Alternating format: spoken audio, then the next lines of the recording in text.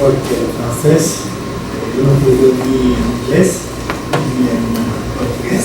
Entonces, en español, el PowerPoint, la presentación está en francés y os podría ayudar para reconocer las palabras. Allá, me puede ayudar, porque Rafael también. Es una presentación al mismo tiempo histórica y urbanística. Y yo creo que muchos datos, muchos elementos a los cuales voy a aludir, los conoce perfectamente Mayra, que hizo su carrera en el mismo lugar donde yo soy profesor en París. Así que compartimos una serie de cosas seguramente, y luego en las traducciones que se pueden hacer siempre hay que interpretar o explicar a veces las cosas, porque elementos como los que están ya escritos en el título ya tienen muchísimo muy particulares cada país, y muy distintos, supongo, aquí en Brasil que en Francia, en Europa, y claramente con países con historias muy distintas, y por eso para mí ha sido un poco un esfuerzo intentar hacer una presentación que pueda tener algo sentido para vosotros, pero también va a ser un esfuerzo para vosotros para meteros en esto. Luego, Rafael, nos conocemos desde hace mucho tiempo, pero gracias a un grupo de historiadores que están trabajando en un programa, el franco brasileño, pero también de América del Sur en general, porque es un grupo que investiga sobre temas de la vivienda informal, es decir, su historia a lo largo del siglo XX. ¿Lo he entendido bien? Sí, lo que estáis haciendo con Charles y la gente que se ha reunido en París en el mes de enero. ¿Sí?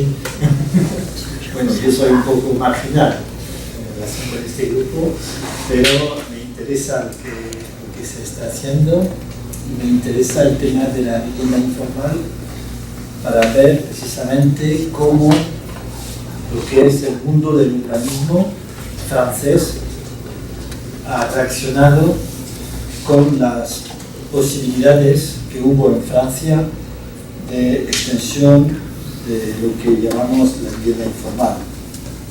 Porque claramente en Francia, en Europa, no tenemos el problema del informalismo residencial y barrial que existe aquí en Brasil. Desde luego, somos muy ignorantes sobre estos temas. Sin embargo, lo que podemos contar, que lo que contan los historiadores franceses que conocéis, es precisamente cómo hubo un proceso de resolución, de denegación también de toda la informalidad que puede existir en el sector residencial.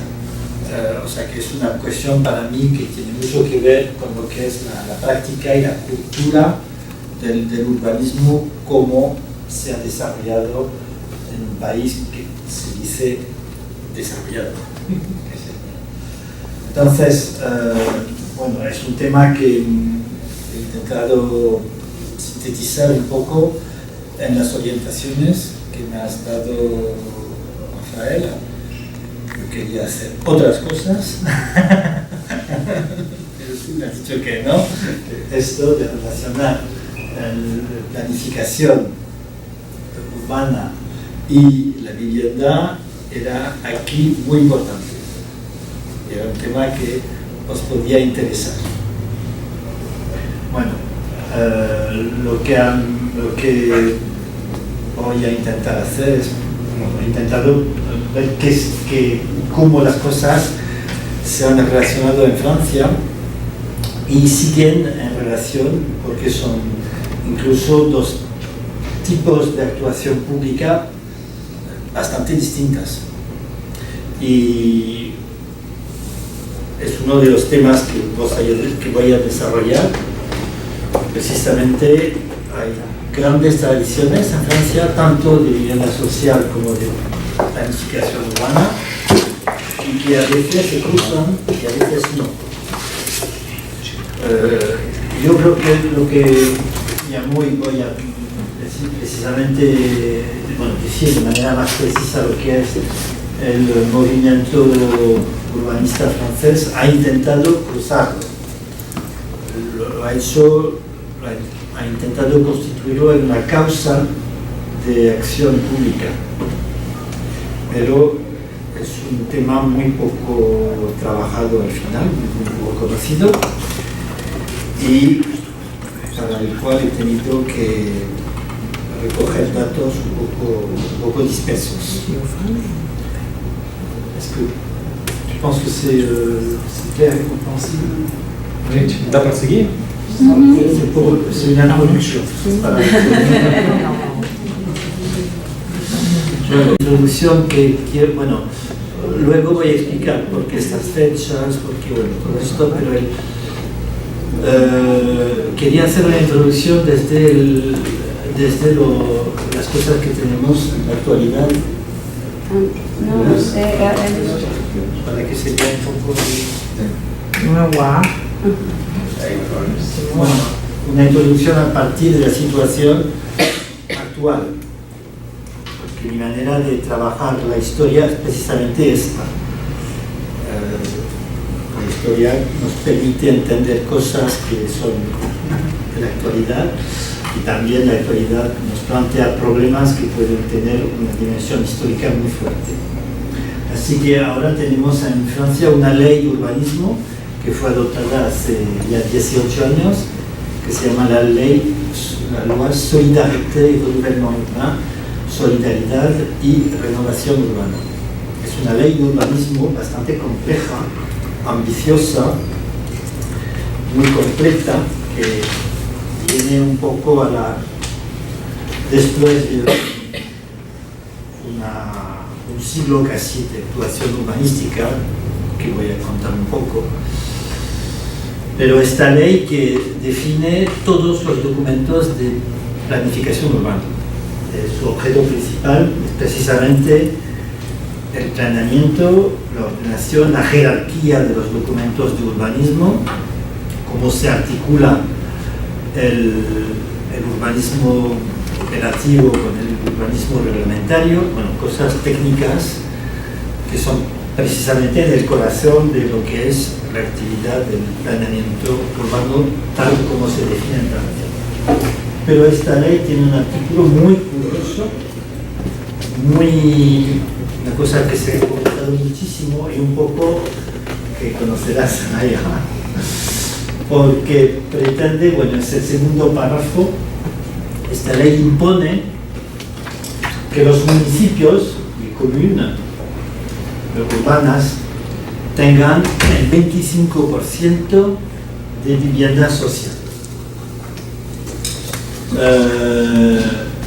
El argumento es ¿por qué? Porque una de las motivaciones muy importantes del urbanismo francés ahora es lo que llamamos la mezcla, la mixité social. La mezcla es ¿cómo se dice en portugués? El mélange.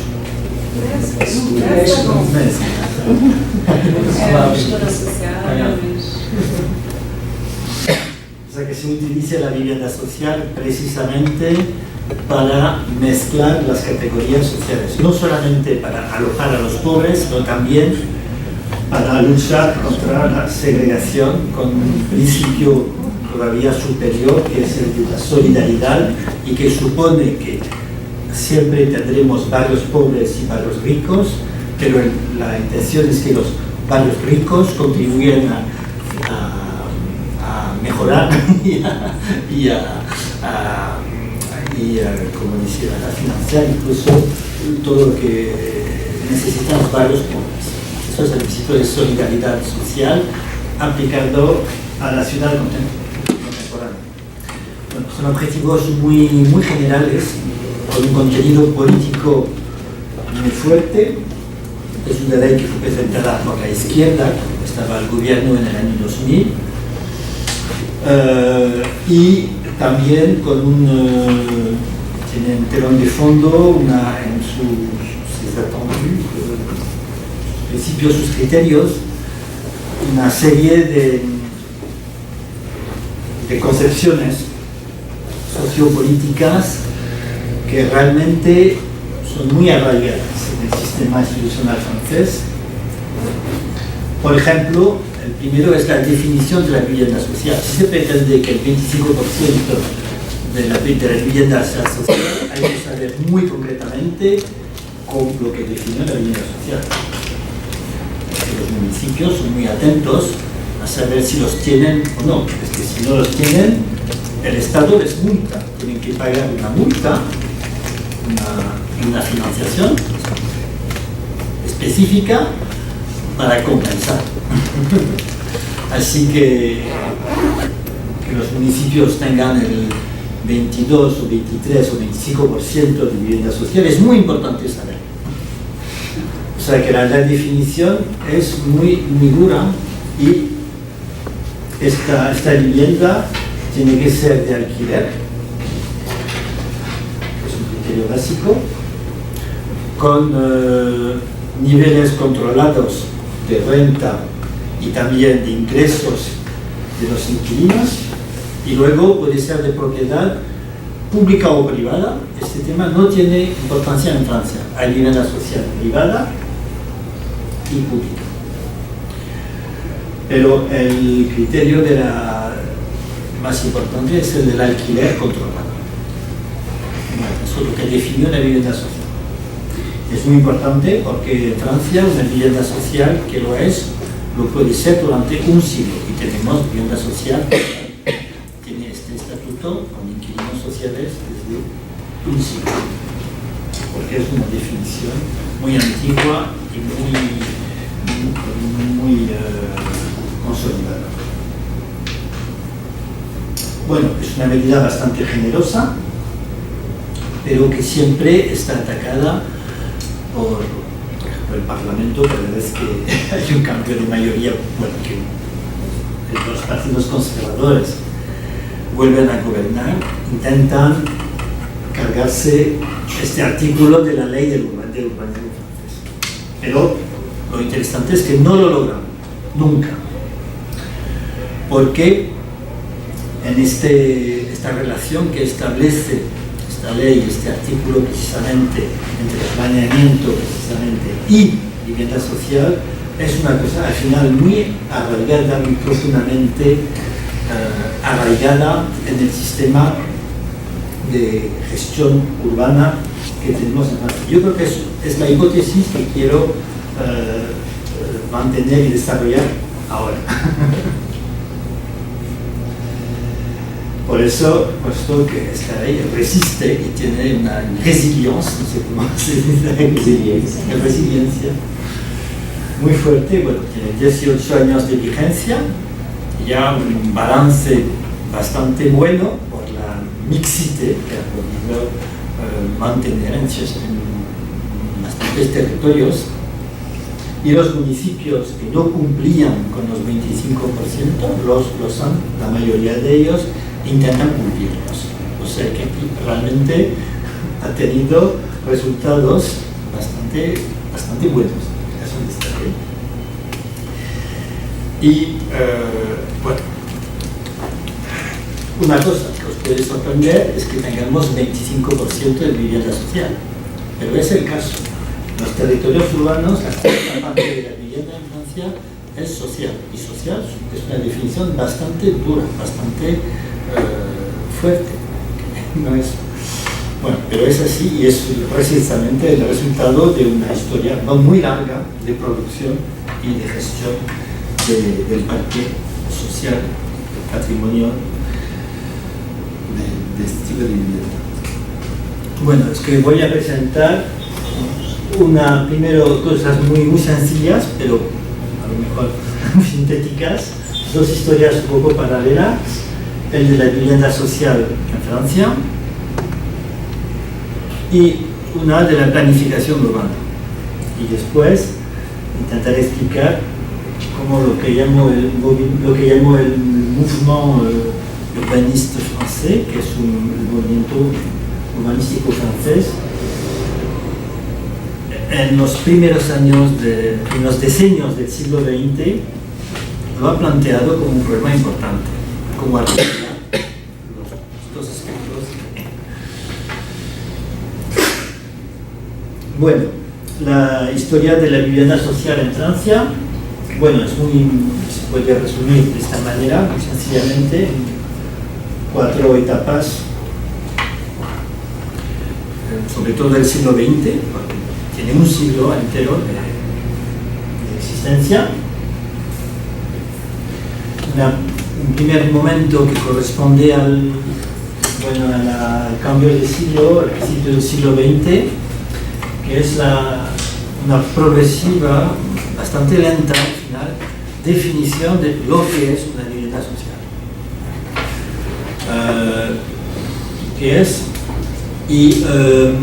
A lo mejor conocéis la palabra HLM. HLM es un acrónimo que designa nuestra vivienda social. Habrá aquí, ¿cuál es el...? Seria uma moradia com aluguel que é controlado, né? Social.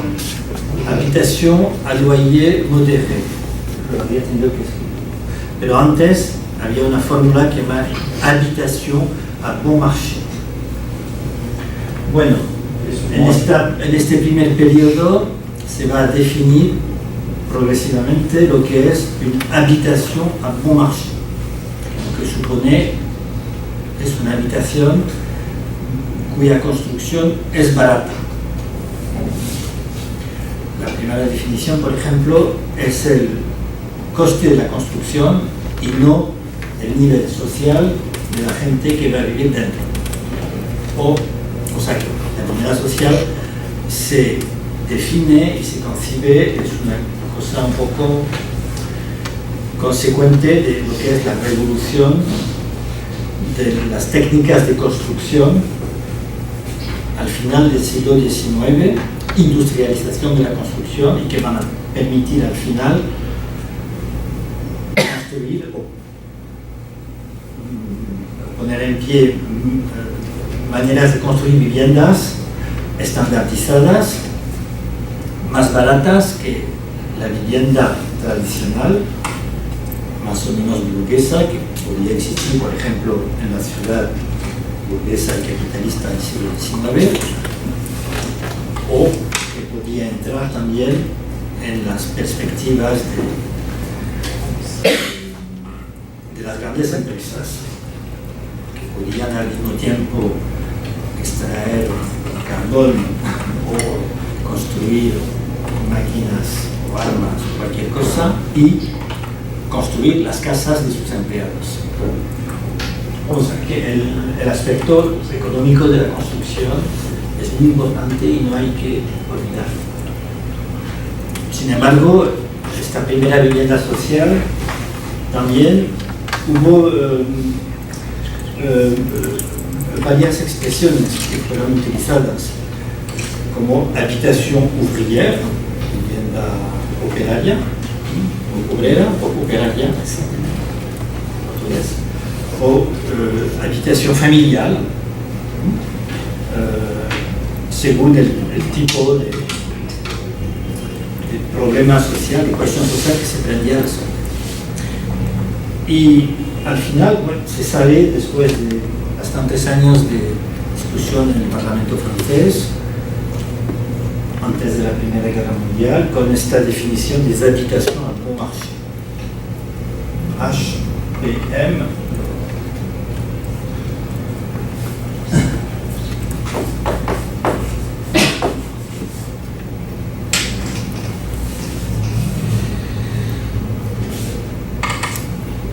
aquí tenéis un ejemplo de ciudad de cité ouvrière del siglo XIX.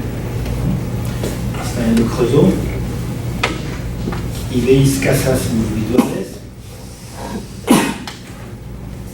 una producción estandarizada, exactamente, que puede corresponder localmente a distintos grupos sociales que componen el personal de la fábrica, de la empresa. Evidentemente una iglesia, que es uno de los servicios colectivos que el patronato pone para los empleados, y otros servicios también que pueden existir. Pero esto no es HBM precisamente, es lo que el modelo de HBM ha querido sustituir. Es un ejemplo, podría ser un ejemplo de vivienda social en términos general, pero en la definición que se adopta en Francia, esto precisamente no es vivienda social, es vivienda patronal. Porque depende de una gran empresa. Lo que se va a poco a poco constituir en el criterio de definición es que la vivienda social tiene que tener una gestión que no, a lo mejor no es pública estrictamente, sino que depende de un interés social general definido por la colectividad. Posso só fazer parênteses? Je peux juste faire une parenthèse peut-être pour juste clarifier l'idée de cité ouvrière, patronat, parce que je ne suis pas sûre que... Hein? Ça existait ici. Como uma vila operária, né? Uma vila operária, isso. Na verdade é construída a partir de uma fábrica, né? Que construída estava diretamente vinculada à operação da própria fábrica, né? Que era a propriedade da fábrica, e vinculada ao mundo do trabalho. E que não era uma política. C'est clair, tu vois? Oui. Parce que c'est vrai que... Alors,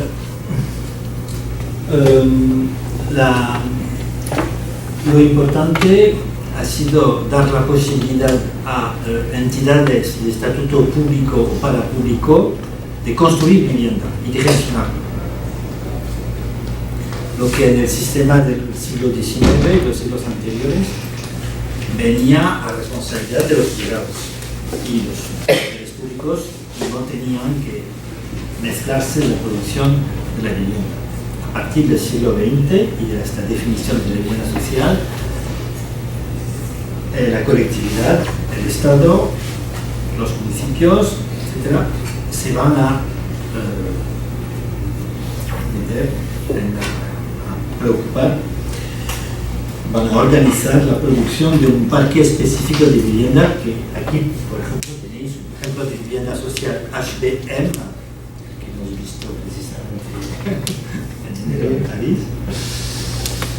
Son HBM parisinas, muy características por su altura, su densidad, sus materiales de construcción, con ladrillo, tijolo, como tijolo.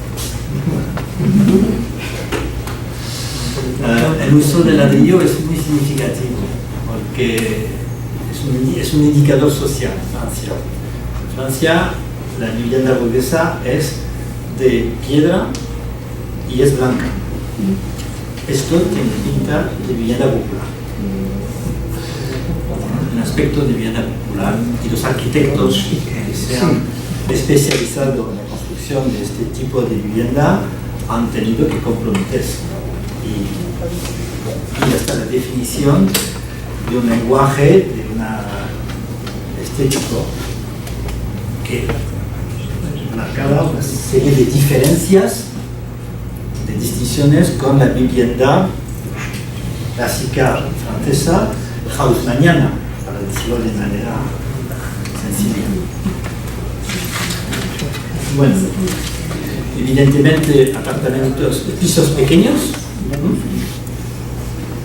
para familias que no son muy, porque en París, en el caso de París, las familias modestas, los empleados, los obreros, ya desde el siglo XIX tienen muy pocos niños, muy pocos hijos, familias pequeñas, hay que saber.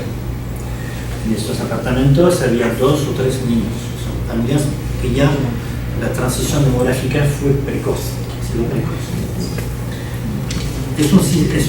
Todo un sistema no solamente de construcción y gestión, sino también de equilibrios sociales, políticos y demográficos que han permitido la definición de este tipo de... Bueno, es muy típico y realmente este estilo se han construido miles y miles en los años 300.000, entre los años 20 y 30. No es todavía una construcción masiva, sino que es significativa. Es mucho más allá de no son unas operaciones pilotos un poco excepcionales, ¿no?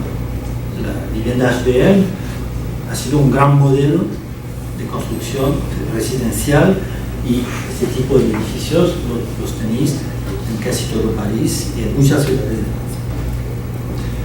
Bueno, eso es la segunda etapa de esta pequeña, la que llamamos la institucionalización entre las 2 guerras mundiales, porque realmente la historia del siglo XX en Francia y en Europa está muy marcada por las 2 guerras mundiales, son fotos que tienen una influencia para todo y también en el urbanismo y en lo que estamos hablando hoy. Bueno, esta etapa entre las 2 guerras mundiales se define el modelo, se construye a una escala que no es masiva pero representativa y se organiza un método incluso financiero para construirlo. Por ejemplo, se constituye una manera de colectar los ahorros, l'épargne, la propensa de las clases empleadas, obreras, para convertirlo en vivienda social. Y esto lo hacen bancos con un control y una incitación pública muy fuerte. O sea que es una etapa importante de lo que podríamos llamar la creación del Estado providencia, del Estado social a la francesa. Tiene una vertiente de producción de vivienda social bastante significativa. El otro país que ha hecho un poco lo mismo en Europa es Alemania. Y los urbanistas franceses que proponen este tipo de modelo tienen mucha admiración por lo que ocurría en estos años en las ciudades socialdemócratas alemanas. No lo podían decir porque oficialmente estamos en guerra profunda y no podíamos en París, en cualquier parte de Francia, se podía reivindicar nadie de los modelos alemanes, pero en realidad sí estaba funcionando estos intercambios. Finalmente, también los alemanes han utilizado y se han referido a los modelos franceses. Bueno, tercera etapa, que quizás es la más conocida de la producción de vivienda social en Francia, de esta gran historia, es que algo de manera muy resumida, lo siento, pero es así, es la construcción de grands ensembles. Supongo que habéis visto este tipo de fotos. Hay varios que pueden ser parecidos en Brasil, en el mundo entero, porque es el urbanismo moderno, construcción funcionalista, también en los países del mundo socialista, comunista de estos años. Bueno, los años de Sarcelles, por ejemplo, en la región parisina, son precisamente los de la construcción de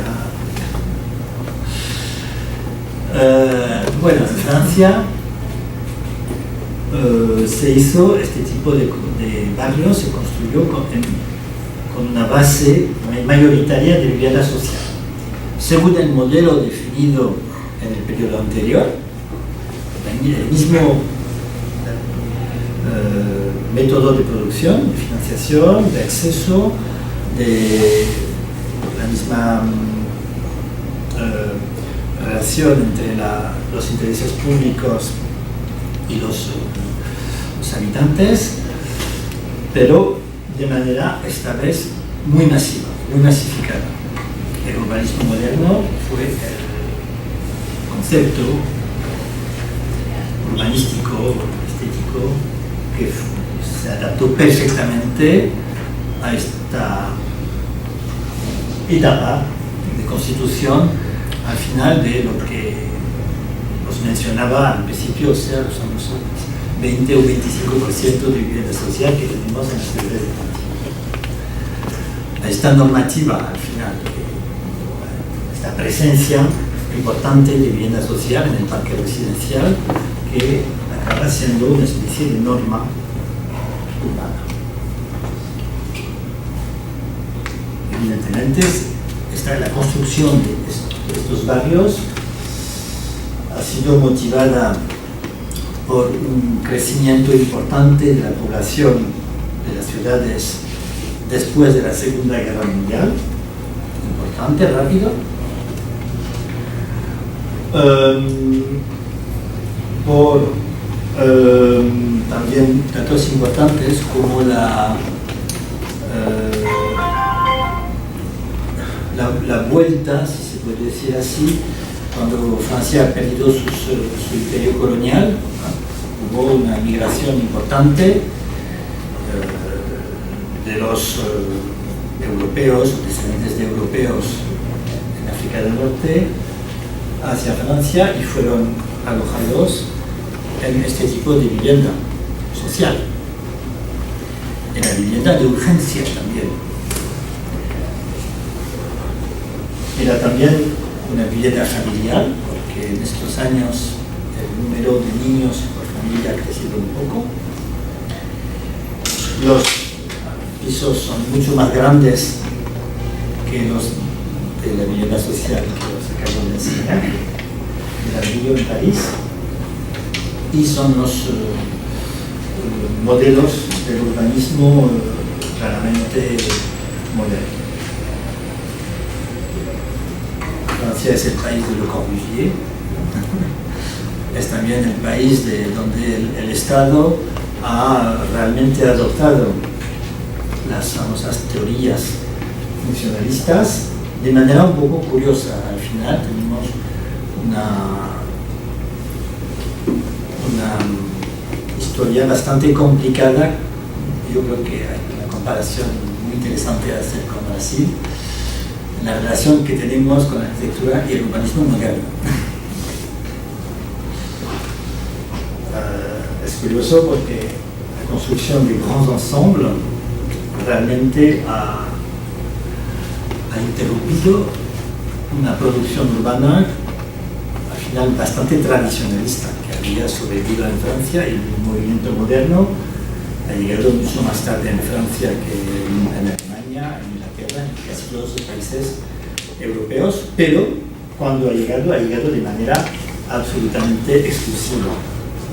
O sea que la coyuntura de construcción y de producción de este tipo de modelos ha sido muy fuerte, muy violenta. Estoy haciendo entender, y yo creo que una parte de la fuerza de este tipo de modelos que hemos tenido viene precisamente del poder amplificador que tiene la potencia administrativa en este país, en Francia. Cuando se adopta la solución, se adopta sobre todo el territorio en 3 años y con todos, más o menos. Claramente hay muchas tentativas ahora para entender, para explicar cómo esto ha sido posible en el país que tenía la tradición Beaux-Arts, la más importante del mundo, que representaba esto para el mundo entero. Pero es así. Luego, otra época que había mencionado como una época de adaptación y resiliencia. Porque este tipo de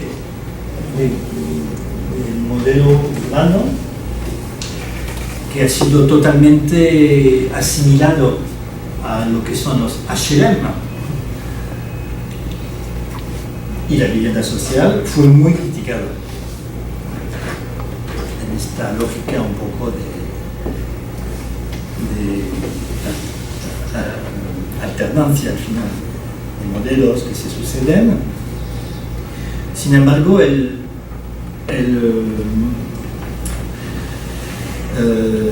los datos un poco fundamentales que justifican la producción de vivienda social en Francia siguen en pie. Por eso se ha abandonado este modelo en los años 1970 de manera bastante brutal, y llegó un momento postmoderno en Francia, evidentemente, pero se ha seguido con una construcción o creación de vivienda social y con niveles de producción bastante altos. El proceso no se ha detenido, con 200.000, 300.000 por año producidos sobre todo en el territorio nacional. Es una programación que apenas ha sido muy importante después de lo que llamamos los años de 30 gloriosos, estos años de producción masiva y estandarizada. Bueno, aquí tenéis, por ejemplo, un caso de vivienda social actual. Se construye desde 20 o 30 años. Vivienda social en pequeñas unidades, integrada al tejido residencial de su alrededor, como una vivienda social discreta, fundida en el paisaje urbano. Porque también hubo una crítica muy fuerte de lo que hemos llamado la estigmatización social que correspondió a la construcción de este tipo de grand ensemble. Unas zonas muy, que tenían muchísimas influencias sobre la geografía social y la segregación, que fueron grandes críticas de nuestra famosa sociología urbana. Entonces, este tipo de modelo, que es lo que se construye ahora y desde hace 20 o 30 años en Francia, precisamente pretende renovar totalmente los modelos formales y lo que es la presencia como tal de la vivienda social en las ciudades francesas. Bueno, pues esto es una historia un poco global de una producción de vivienda social que corresponde a todo el siglo XX, que fue muy pensada en el sistema político republicano que existía ya en los años 1900, que ha sido muy pensado, muy elaborado y que ha llegado a plantearse con equilibrios bastante sutiles con al mismo tiempo el sistema sociopolítico que existe en Francia, incluso el aspecto financiero de este tipo de vivienda, y las ciudades, porque los municipios, las grandes ciudades tienen ahora zonas muy importantes dedicadas a la vivienda social, más o menos concentrada en barrios más o menos grandes, pero forma absolutamente parte de la identidad y del funcionamiento urbano. Y desde hace muchos diseños a veces. Bueno, insistido sobre esta profundidad al final de la tradición que tenemos en la vivienda social. No sé si hay preguntas sobre este tema, porque ahora voy a pasar a la historia del planeamiento, que es otra cosa.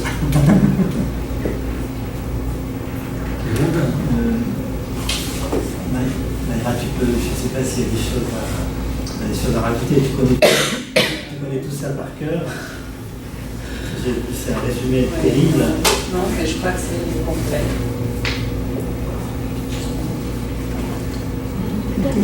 La sarcellite. Comment? Por ejemplo, este tipo de vivienda puede ser privada. Si tenéis un piso que lo podéis, como propietario de un piso, lo podéis alquilar como vivienda social y entrar ahora en el sistema de gestión y entrar en los 25%.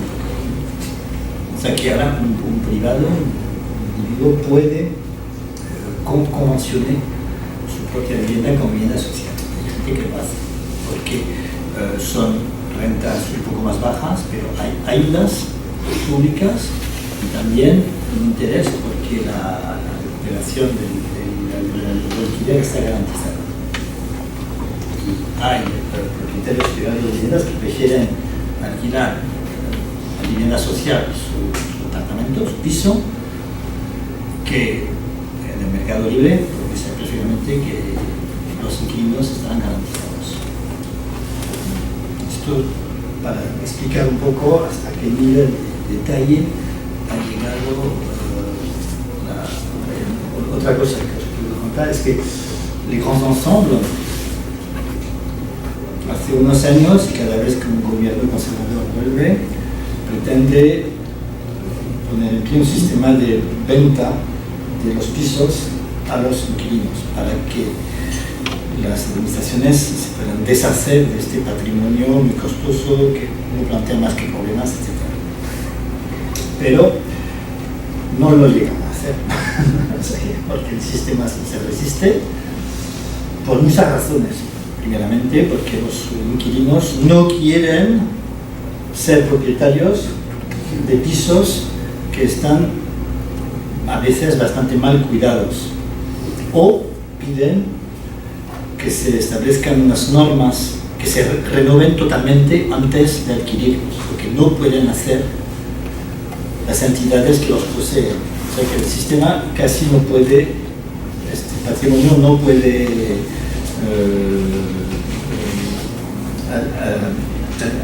aliviarse, no puede, bueno, y realmente es un patrimonio público que existe y que se gestiona con. Bueno, ahora unos elementos sobre lo que es la historia del planeamiento urbano en Francia, que tiene una tradición muy larga, que viene de los siglos XVIII y XIX. Bueno, voy a hablar sobre todo de lo que pasa en el siglo XX. Lo que podemos llamar el planeamiento, la planificación contemporánea, y distinguir a lo mejor 3 periodos en el siglo XX de renovación del planeamiento. Bueno, la tradición antigua, larga, realmente no hay que olvidarla, porque Francia es el país, por ejemplo,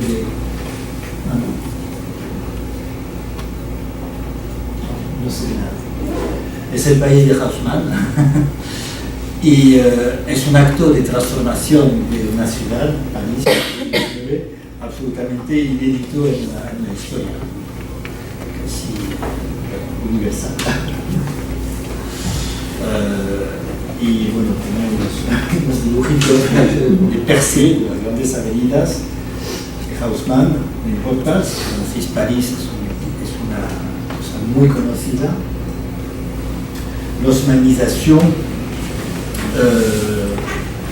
también no ha aparecido así de un día al otro, tiene mucho que ver con una tradición que viene del siglo XVIII, el siglo de las luces, el siglo XVIII, y igualmente como en Brasil o en el mundo portugués hubo una gran tradición de planeamiento urbano en la época clásica, lo hemos tenido también en Francia. Bueno, entonces no hay que olvidar que hay cosas precedentes del siglo XX y que si se ha tenido en Francia una ley en el año 19, 24, se considera como tardía si se compara con Inglaterra o con Alemania o con España o Italia, los grandes países europeos. A lo mejor es porque existía una tradición mucho más fuerte de actuación concertada y un poco autoritaria sobre la ciudad, concertada con los propietarios, pero, por ejemplo, que a lo mejor este país no necesitaba tanto una ley específica, por eso tardó un poco en hacerse. Hay un debate en los países europeos y del mundo sobre la génesis y cuándo al final se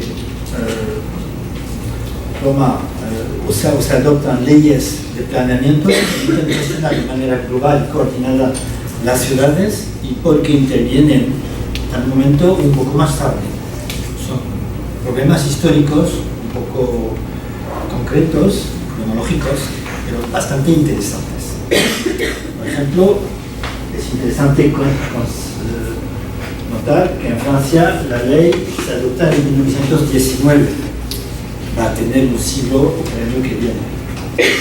Pues, este año no es un año,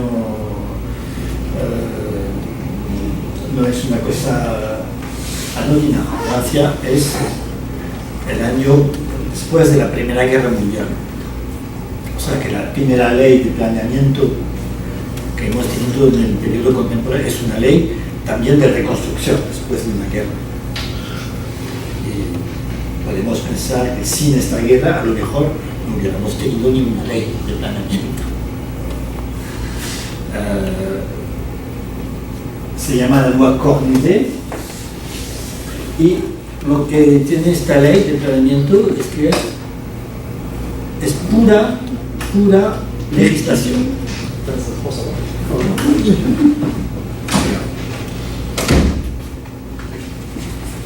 Bueno, de pura planificación, de pura planificación. Lo único que define es planeamiento. Define el plan urbanisme. Le plan se llama d'aménagement, ordenación, embellecimiento y extensión. No hace más que definir una figura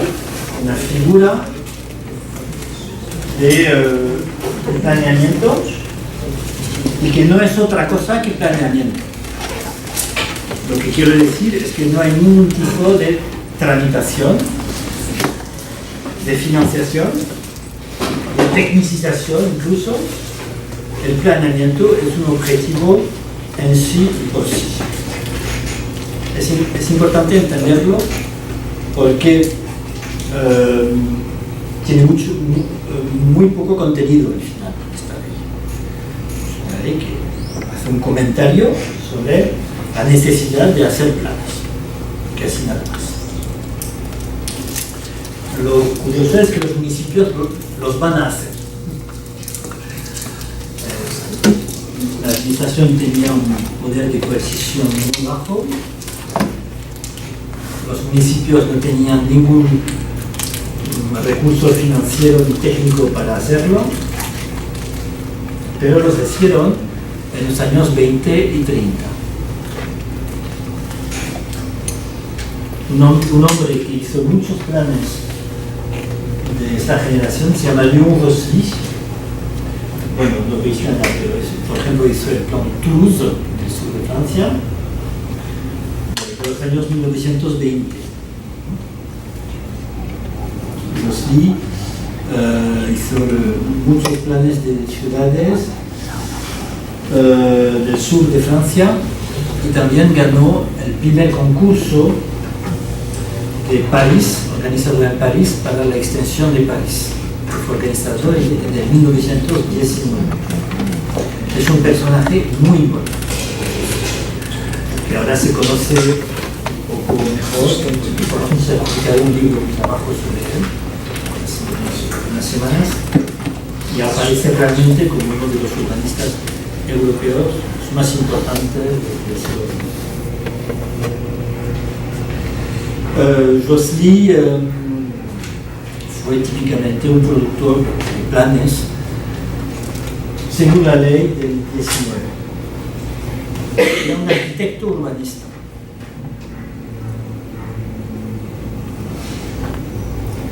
Uno que vais a conocer muchísimo aquí en Mayo es Agache, uno de estos hombres del planeamiento puro.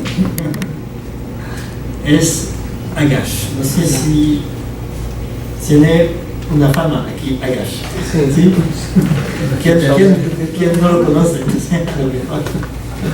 Agache, ¿lo conocéis? O primeiro plano ali, el plan de para Lancet. Pues Agache era un hombre del norte de Francia, de Dunkerque. Era hijo y heredero de un imperio industrial, una gran empresa del norte,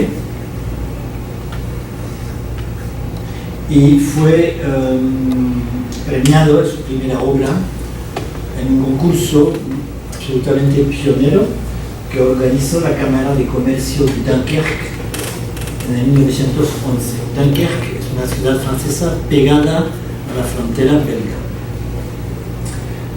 Es la más septentrional de las ciudades de Francia.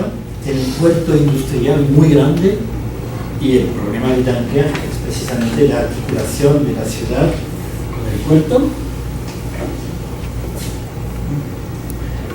Una ciudad que aparece pequeña si se compara con el territorio portuario e industrial. Pues esto es la proposición de Agache, que ganó el concurso en el 1911, empezó así su carrera, y poco después, porque este documento es del 22, la proposición que había hecho Agache antes de la guerra se consideró como la aplicación de la ley que vino en el 19. O sea que Dunkerque era una ciudad pionera, gracias a Agache, en el proceso un poco general de planeamiento urbano después de los años 20. Cuando se adoptó la ley, Dunkerque ya tenía su plan. Bueno, eso es una de las proposiciones que ha perdido el concurso.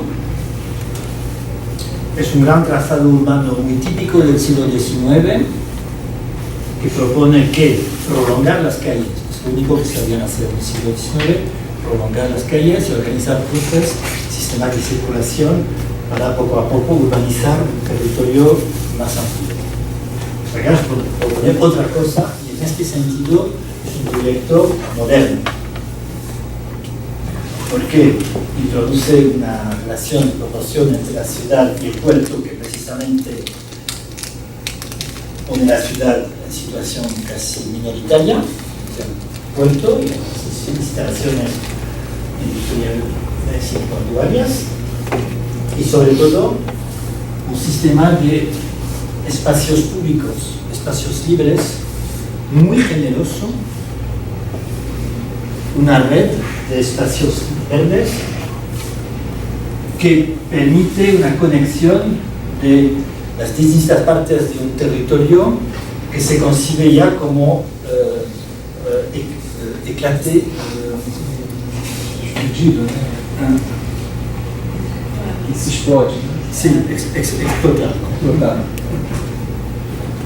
sea que es una ruptura con los modelos anteriores y comparando este tipo de estos dos documentos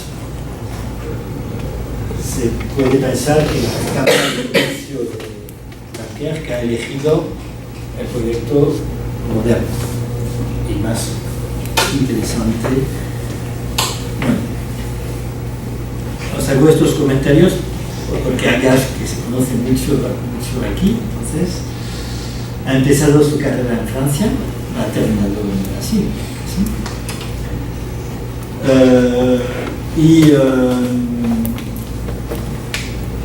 También se interesó mucho. Yo creo que una de las cosas que le ha interesado mucho en Río es el hecho de que era una ciudad portuaria. Y esta articulación puerto-ciudad, que fue una de las preocupaciones de muchos urbanistas de este periodo. Además, estas ciudades portuarias tenían unas instituciones comerciales, industriales, muy organizadas económicamente. Y no hay que olvidar que en Francia la región París no es un puerto, es lo contrario de un puerto. Es una ciudad interior con una relación muy fuerte con el poder político,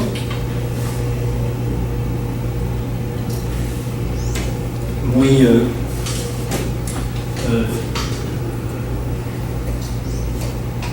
concentrada sobre la problemática nacional, mientras que las ciudades portuarias, como Dunkerque, Marseille, etc., son otros horizontes. Hay dos tradiciones en el planeamiento francés, el de las ciudades litorales y portuarias, como Dunkerque, y Agas forma parte de este mundo, y otro mundo, el de Toulouse, el de París, que supone otro sistema, la concepción del planeamiento. Pues aquí tenéis el hombre de la región parisina, que se llama Prost, Henri Prost. Es también un urbanista muy importante, que terminó su carrera no en América del Sur, como muchos de esta generación de franceses, sino en Turquía, en Estambul, donde hizo en los años 40 los grandes documentos de planeamiento de la capital de esta ciudad turca. Prost la comenzó en Marruecos,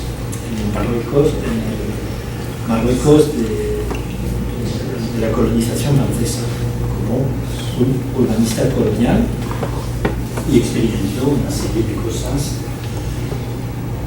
en el campo del planeamiento, precisamente en el mundo colonial francés. Bueno, pero en el medio de su carrera, en el año 34, 1900, se le va a atribuir el planeamiento, la concepción de un proyecto enorme sobre la región parisina, que planteaba muchos problemas. El primer problema que planteaba esa región, precisamente, es el contraste entre París, que conocéis, habéis ido a Europa, ciudad muy densa, muy histórica, muy incluso burguesa, aunque en este momento no lo era tanto como hoy, muy terciaria, actividades económicas, y muy opuesta a un suburbio que llamamos la banlieue, que en todos puntos es totalmente distinta. El primer problema que tiene esta región es la oposición fuertísima entre su centro y su periferia. Pues es uno de los problemas que tiene que resolver o tratar Henri Prost. El otro problema que tiene es la inmensidad de esta región metropolitana, que en estos años es una de las más importantes del mundo, evidentemente, tiene varios millones de habitantes, no crece tan rápidamente como las grandes ciudades americanas, como São Paulo en estos años, Río crece muy rápidamente, pero crece de manera bastante fuerte. O en Europa, por ejemplo, Berlín en estos años crece mucho más rápidamente que París. Pero el crecimiento parisino se añade a una ciudad ya muy consolidada, muy concentrada sobre la parte céntrica, y uno de los problemas que tiene, que viene de su inmensidad, es precisamente que el número de municipios que tiene. La ley del 19 definía el planeamiento al nivel del municipio, no podía ser otro que municipal. Y la región parisina tiene 650 municipios. O sea que cada uno de estos municipios tenía su plan local, absolutamente incompatibles con los de sus vecinos. Y el problema que tiene que resolver Prost es precisamente compatibilizar todo esto. Evidentemente ha tenido muchas dificultades, no lo ha logrado. Pero propone una visión integrada global de esta región urbana, y también, mejor aquí, veis aquí París, porque como decimos, intramuros, y el territorio del plan Prost es todo esto, es enorme, 35 kilómetros a partir del centro, y abarca un inmenso territorio rural. Solamente tiene pueblos, agricultura, selva, y que es un territorio más rural al final que urbano, en términos de superficie. Y es una profesión muy interesante, la historia del urbanismo y del planeamiento en Francia o en el mundo. Otra cosa que va Prost propone dos cosas. Es la introducción del zonage, el zoning, y aquí propone clasificar los municipios según el tipo de actividad que pueden tener. En Francia prefieren la palabra zoning porque parece más técnica, más científica, porque viene de Estados Unidos. Y también la palabra autostrada, porque es el primer documento que propone lo que llamamos autopistas,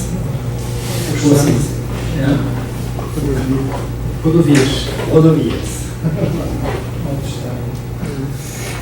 Son las primeras rodovías que se hacen en Francia, se hacen al mismo tiempo que el régimen, poco después del régimen de Italia, de las autovías de autostrade de Mussolini, o más conocidas todavía las de Hitler en Alemania. Bueno, entonces esto es el tipo de planeamiento entre los años 20 y 30. Son proposiciones muy interesantes que tienen un aspecto innovador, pero con problemas técnicos que ya parecen muy fuertes y muy difíciles de resolver. Se habló también de un planeamiento tecnocrático, para decir que estos grandes arquitectos urbanistas, yo creo que es una de las cosas que ha querido huir Agache viniendo a Brasil. Es que había un sistema de decisión tan complicado en Francia, en el cual había que concertar con todos los municipios, con un sistema ya muy democratizado, que al final estos documentos de urbanismo tuvieron poca utilidad. Muy bien concebidos, muy inteligentes.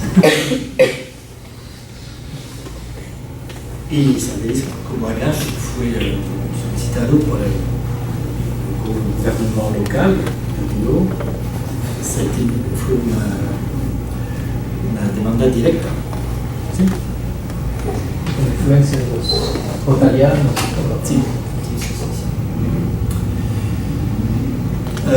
Otra etapa de la historia, de la pequeña historia del planeamiento que he tenido que hacer,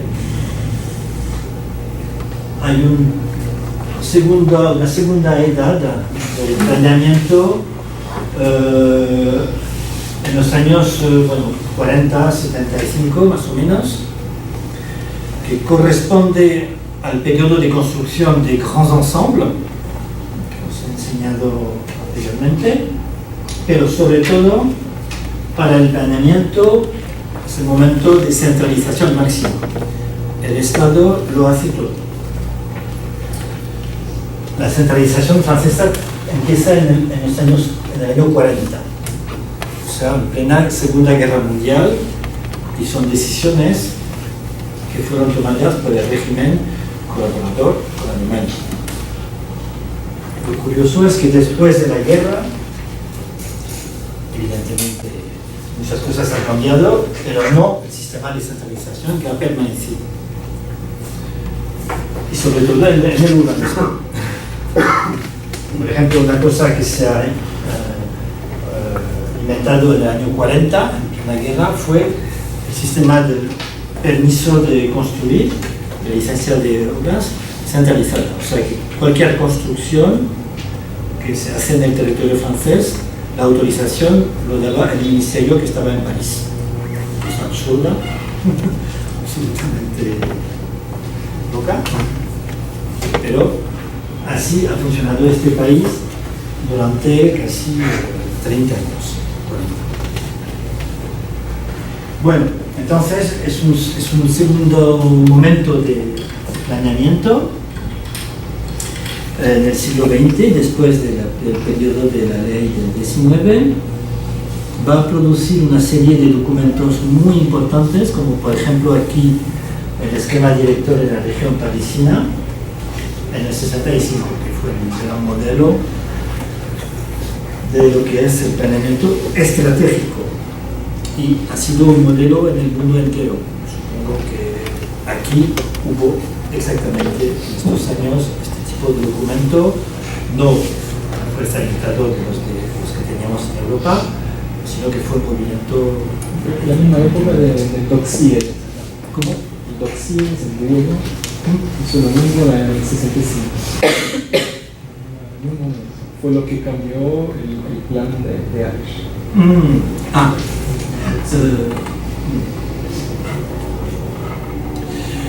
Bueno, no tengo imagen para el periodo en el que estamos ahora, pero desde el año 75 yo creo que hay una renovación bastante fuerte del planeamiento en Francia, muy larga, muy bien representada por la ley Solidarité Renouvellement Urbain que yo mencioné al principio, pero supone un momento de descentralización. Es curioso porque aquí, bueno, el país es un país federal que tiene una temática territorial muy distinta en Francia. En Francia el Estado tiene tantas competencias, el Estado nacional,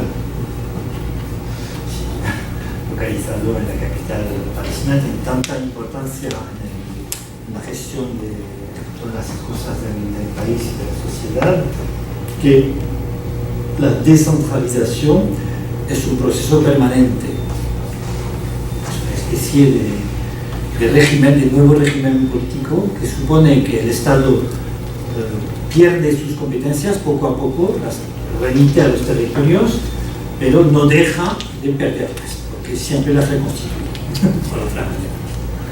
O sea que estamos desde 40 o 50 años en un sistema que llamamos la descentralización, precisamente es este movimiento al final de relación permanente que el Estado sigue manteniendo con los territorios.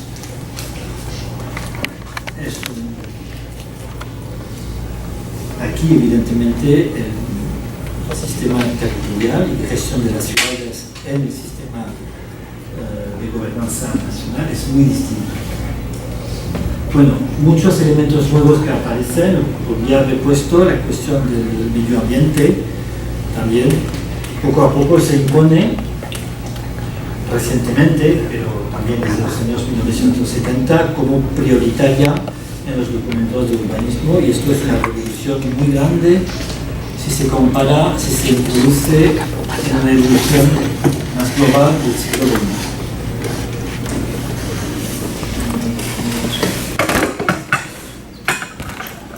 Bueno, ahora pues ¿qué pasa con la relación entre planeamiento y vivienda social? ¿Cómo esta cosa se ha organizado en la historia? Bueno, dos cosas que voy a presentar. Primeramente, una crisis muy grande que ocurrió en Francia en los años 20 y que ha tenido muchísimo impacto sobre la cultura del urbanismo.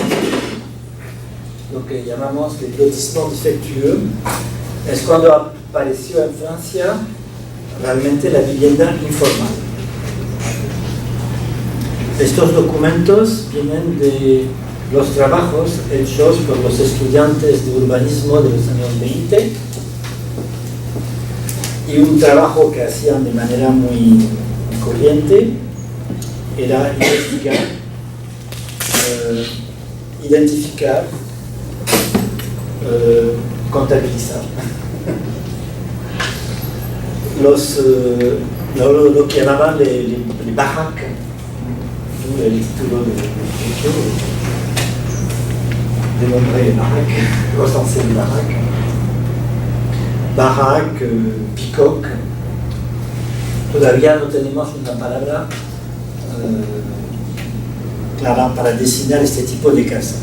Esto es la vivienda informal francesa tal como apareció en su primer momento en los años 20. Sí, son de mal loti. Oui, de mal loti, toda una terminología, porque hubo un movimiento de reivindicaciones enseguida, porque los habitantes de estos nuevos barrios que pedían abastecimientos, pavimentos de las calles, luz, etcétera, etcétera. ¿Sí? ¿No? Bueno, es un documento que no aparece bien, pero es uno de los estudiantes de urbanismo de los años 20 que hizo un censo de su trabajo de terreno de todos los lotissements defectueux de la región de París. París está aquí y estos barrios defectuosos están en las periferias lejanas, muchas veces sobre el camino o el trayecto de trenes. Los trenes que vienen de la capital y que por la mañana y por la noche traen la mano de obra a su trabajo o a su casa. Lotissement significa parcelación, y la palabra que utilizó la administración para identificar este proceso fue esta palabra, lotissement defectueux. La gente decía baraque, picoque, sus propias palabras. Y realmente el otro aspecto muy interesante que quería subrayar sobre la historia de Agache es que ha estudiado de manera muy detallada el inicio del proceso de las favelas. Agache le llamaba de las lepras urbanas. Exactamente. ¿Conoces los párrafos donde describe las favelas? Muy interesante. Yo creo que el diagnóstico que Agache ha hecho de este fenómeno que se empieza a describir, no fue el único en hacerlo, pero que empieza a conocerse y a estudiarse, tanto porque había conocido en los años anteriores este fenómeno parisino. Y lo que ha pasado en la crisis de lotissement defectueux es una de las interpretaciones que hace Foucault en su libro. No estoy de acuerdo del todo con ella. Es que esta crisis tiene un inicio y un final. Dura 10 años. Yo creo que es muy corto. Y además no es conforme con lo que ha ocurrido realmente.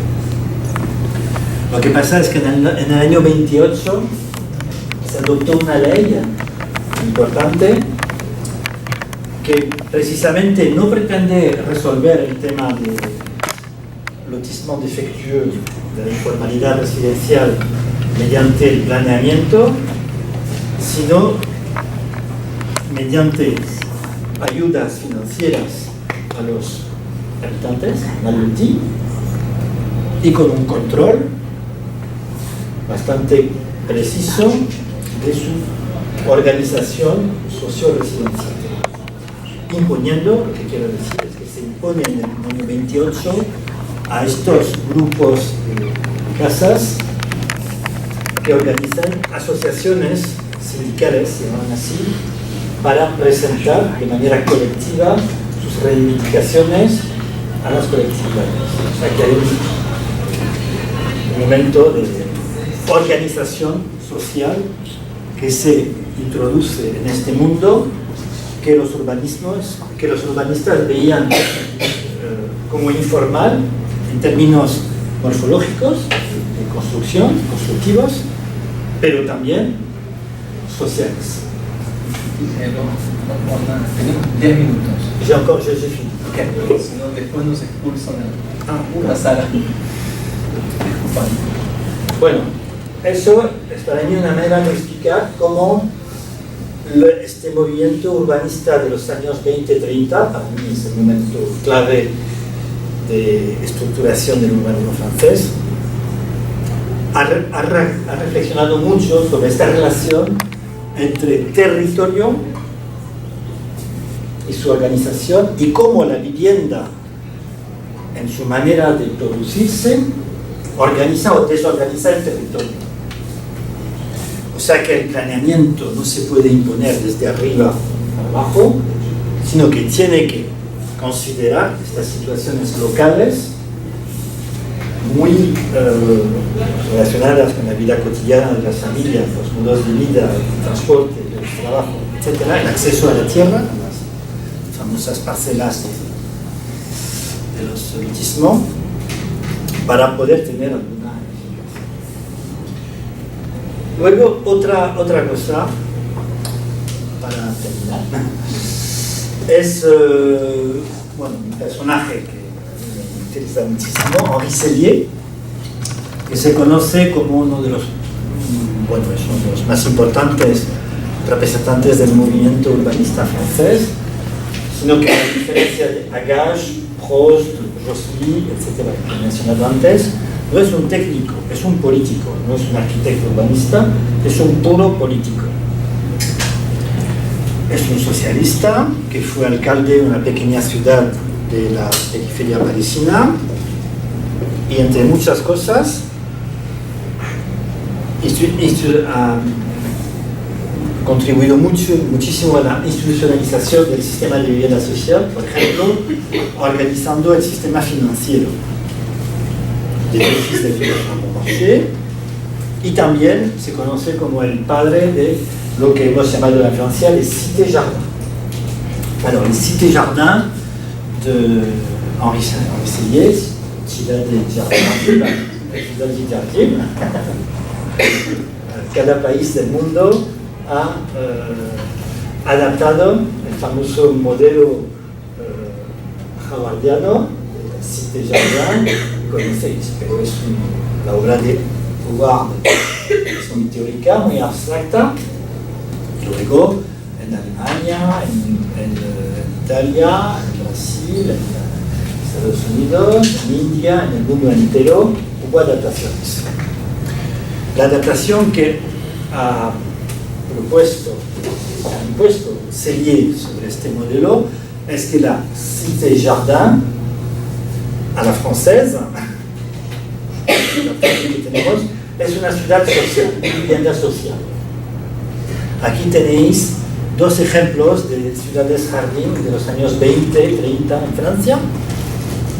Se parecen bastante al modelo de HBM de París que os enseñaba antes, pero tiene una concepción urbanística mucho más compleja porque tiene equipamientos, espacios públicos y una organización morfológica muy interesante. Bueno, esa es la de Suresnes, donde Henri Sellier era alcalde. Aquí tenéis el Pré Saint-Gervais, otro municipio de la periferia parisina. Veis también el ladrillo. Y es un proyecto social, al final es un proyecto social. ¿Qué tiene que ver esto con el planeamiento? Precisamente, la Cité Jardin es también esto. Una organización que se pretende muy sofisticada de un territorio entre elementos residenciales y equipamientos.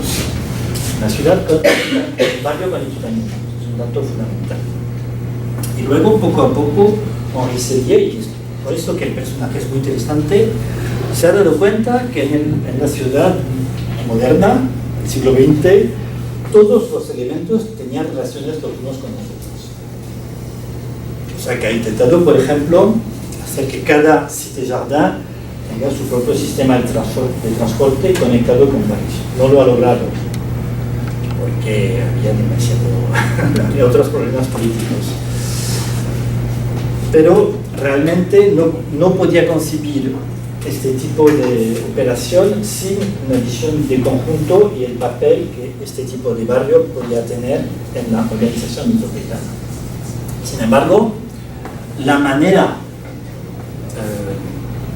el pragmatismo de Sellier y de esta generación fue precisamente pasar por la idea de cité social, de vivienda social, y la vivienda social permite intervenir de una manera más compleja sobre el territorio. Es un primer escalón de una intervención mucho más ambiciosa, que no se llegó a configurar del todo, pero la primera etapa es precisamente de tipo residencial. Bueno, he terminado, son los elementos que quería simplemente presentar. Es un poco complicado, lo siento, pero para dar a entender qué relación se ha establecido entre los dos problemas que hemos tenido.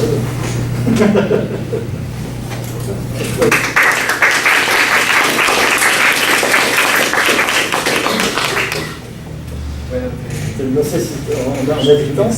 Oui, on a 5 minutes para essayer.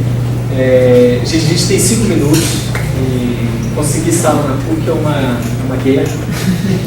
Primeira sexta-feira. Então, provavelmente daqui a 5 minutos vai ter alguém nos expulsando. Então, enfim, a gente podia fazer umas 3 perguntas, alguma coisa assim, quem quiser fazer. Bem curto, para a gente ter tempo, se alguém quiser fazer algo. Um de cada vez. Ninguém? Eu tenho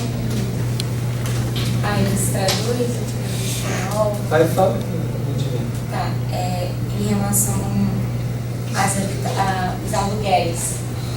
Você falou que em alguns casos são privados, em outros público, né, do governo. Oui. Aí eu queria saber se tinha alguma lei específica que, no caso de ser propriedade do governo, o dinheiro específico desse aluguel seria remanejado para o programa do mesmo assunto ou só...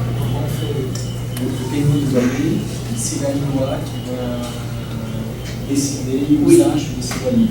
Ce sera réutilisé dans la gestion du logement, dans la politique sociale. C'est comment on utilise cette somme. Alors, Je te réponds en français, tu très bien. Les organismes de logement social, il faut qu'ils soient autonomes. Os organismos de habitação social, eles têm que ser autônomos. Então, mesmo os públicos, tanto os públicos quanto os privados. Ils ont des comptes qui sont complets et les loyers entrent dans leurs recettes, dans leur bilan. Então, que na verdade eles têm uma contabilidade própria, autônoma, então que o aluguel que é pago entra no orçamento e na gestão dessa organização. Mais ils reçoivent des aides qui sont de nature publique. Mas eles recebem também ajudas de natureza pública. Como se fosse uma Alors, fundação ou je vais t'expliquer même pourquoi je vais revenir sur Henri Sellier. Por isso que eu vou voltar na questão do Henri Sellier. Ce qu'il a voulu mettre en place, c'est faire en sorte qu'il y ait un écran, un organisme qui fasse écran entre l'État et les habitants. Que se estabelecesse então uma estrutura, criando um organismo que pudesse fazer a relação entre o Estado e os habitantes. Parce que les habitants vont être protégés par cet organisme. Porque os habitantes eles seriam então protegidos por esse organismo. D'abus qui pourrait venir même de l'État. Que pode vir mesmo do Estado. Voilà. C'est-à-dire que Henri Sellier a pu raisonner avec l'État comme il aurait pu raisonner à l'égard des propriétaires privés. Então, ele poderia ter pensado como Estado em relação aos proprietários privados. Tu comprends ce que je veux dire? Parce qu'il a été très loin dans la réflexion sur l'organisation sociopolitique du système de l'habitat social. Ele foi muito longe, então ele não ficou só preso na organização dos proprietários privados, mas ele foi muito mais longe, uma reflexão muito mais complexa na organização desse sistema de habitação social. Par exemple, les gardiens des quartiers sont les employés de l'organisme. Então, por exemplo, não é bem porteiro, né? O zelador, né? Os zeladores dessas moradias, eles são funcionários desses organismos. L'organisme est une entreprise sociale. Esses organismos eles são empresas sociais. Voilà. Il y a souvent des gens, des employés qui sont des militants. Muitas vezes os empregados são também militantes na causa. Alors, c'est un système qui aujourd'hui paraît simple et évident, mais quand il a été mis en place, il a été construit comme ça. C'est pour ça que c'est très intéressant. Então é sistema que para os franceses hoje parece simples e claro, mas que nem sempre foi assim no início. Teve esse processo de construção desse procedimento. On a reproché, alors Henri Sellier, moi c'est mon grand homme, on lui a reproché de vouloir de s'intéresser trop à la vie des gens. Par exemple, lui il avait des gardiens. Eu gosto muito dele, é um grande homem, e criticaram muito ele se preocupar muito com o cotidiano, com a vida das pessoas. Des gardiens qui surveillaient le quartier. Então falava assim, que ele colocava esses zeladores, que na verdade os zeladores estavam controlando, né, observando o bairro. Dans un plan comme celui-là, il y a les lieux où on met les gardiens. Então num plano como esse, tem os locais onde a gente vai botar os zeladores. Porque aussi parce que les gardiens, souvent, ils étaient aussi de résidents. Bien sûr. E porque muitas vezes esses zeladores, eles eram moradores, mas também habitantes, moravam no próprio bairro onde cuidavam. Henri Sellier a inventé aussi les assistantes sociales. Ça va faire du bruit, parce que c'est mon département. Voilà. Très bien. Non, mais c'est pour ça que c'est très bien. Mais bon, ça serait probablement le quatrième point. Ça serait bien d'ouvrir pour le projet de séance. Mas que o Henri Sellier, ele estabeleceu também nesse momento os assistentes sociais. Voilà. Qu'il appelait les visiteuses. que ele chamava das visitadoras. O Brasil também tem Então, essa uma história. fiche que representait à l'époque, c'était justement ça. J'étais pas entendu parler. Eu mostrei, o seminário que a gente está falando, eu mostrei as fichas da Cruzada São Sebastião e da Fundação Leão 13 e Os visitadores sociais. Que lá, pela história, Donc, depois en são fait, incorporados como assistentes sociais. pour lui, c'est logique. Si on fait une cité jardin, se a gente faz uma cidade-jardim, il faut aller jusqu'aux visiteurs. é preciso ir até as visitadoras.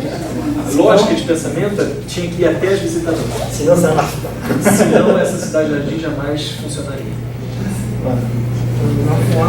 Donc, Ça, parce que je veux qu'après cette articulation entre assistance et urbanisme, c'est pas mal ça que ça fait des liens très intéressants.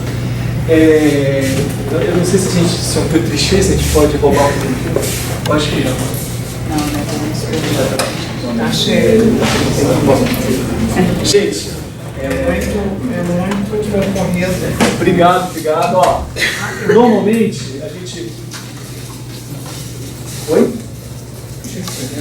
A gente ter passado. Mas olha só, eu vou passar o seguinte, porque muitos aqui precisam para. Ninguém tem um caderno. Dessa vez eu não fiz, porque eu fui ao departamento. Está em obra. Faz o seguinte, ó.